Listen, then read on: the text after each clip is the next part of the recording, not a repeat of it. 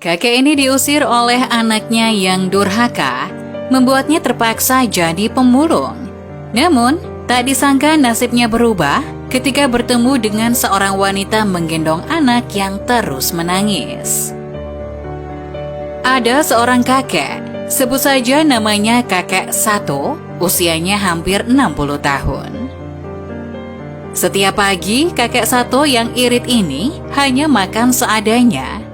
Setelah itu, ia pergi sambil membawa kantong kesayangannya. Mau kemanakah kakek Sato ini? Sebenarnya, ia mau memulung. Kakek Sato memiliki seorang anak laki-laki, tapi lebih baik tidak punya anak seperti ini. Saat mudanya, kakek Sato dan istri dengan susah payah membesarkannya. Tapi tak disangka, putranya ini menjadi preman menganggur yang hanya menyusahkan orang tua. Selalu minta uang sama orang tuanya saat tidak ada uang. Dan karena itulah, Siti, istrinya Sato, jatuh sakit dan meninggal. Itu karena saking jengkelnya oleh tingkah putra mereka yang tidak berbakti itu. Belakangan, putranya yang durhaka ini mengusir ayah kandungnya sendiri, yakni kakek Sato, karena sudah tua dan lemah. Setelah diusir oleh putranya sendiri, kakek Sato pun tak berdaya dan berusaha mencari pekerjaan.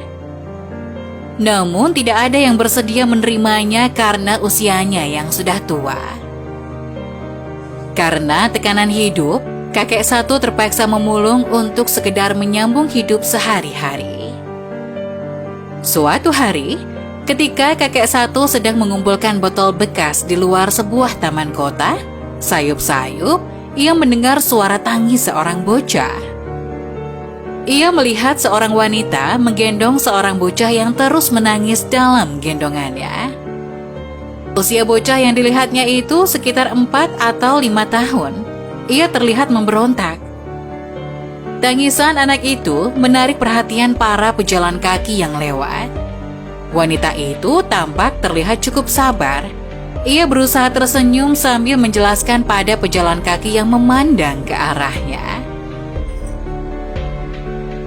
Anak saya memang nakal, sampai-sampai saya tak berdaya mengatasinya. Barusan keluarga di rumah menyuruh kami cepat pulang, tapi anak ini sepertinya belum mau pulang, katanya. Kakek Sato merasa agak janggal. Mana mungkin seorang anak akan terus menangis tiada henti kalau tidak ada sesuatu. Apalagi anak itu tampak terus meronta, berusaha lepas dari gendongan wanita itu. Jangan-jangan wanita itu adalah pelaku trafficker atau perdagangan manusia, pikir Sato. Kakek Sato terkejut seketika oleh bayangannya ini. Kemudian ia menjatuhkan kantongnya, menghampiri wanita itu dan berkata dengan halus, "Nona, coba turunkan anak itu dari gendonganmu. Saya saja tak tega melihatnya terus menangis kencang seperti itu," katanya. "Anak ini memang begitu, nanti juga akan diam sendiri," kata wanita itu menjelaskan.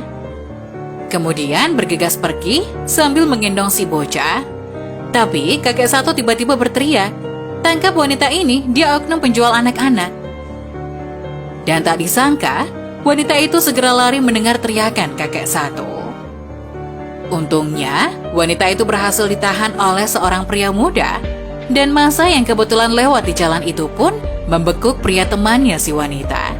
Kemudian mereka menghubungi kantor polisi.